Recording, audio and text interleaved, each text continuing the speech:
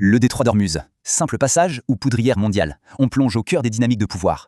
Alors, cette fameuse question. Les USA bloqueraient Ormuz pour cacher leur défaite. Regardons la réalité. Bon, mettons le contraire. La présence américaine vise à garder le détroit ouvert pour tous. Ce n'est pas une réaction à chaud, non, c'est une stratégie de longue date pour le contrôle. Alors la question se pose, un blocus naval, c'est un acte de guerre ou de la piraterie? Légalement, un blocus est un outil de guerre. Ce n'est pas juste une agression au hasard. Et pourquoi la Chine, le Japon, l'Inde, pourquoi ne réagissent-ils pas? Ce n'est pas qu'elles sont faibles, non, c'est qu'elles sont prudentes.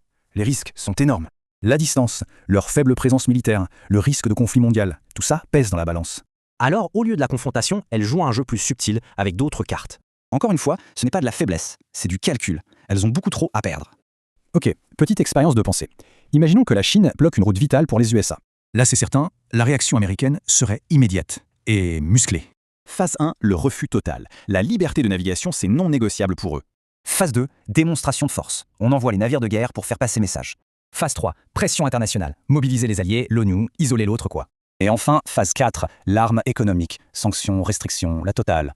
Ce qui illustre une règle de base en géopolitique. Plus son intérêt est vital, plus on le défend. Donc ce n'est pas de la faiblesse, c'est un choix stratégique pour éviter une catastrophe. Et ça nous laisse avec cette question. Dans un monde si connecté, la vraie puissance, c'est peut-être d'éviter la guerre.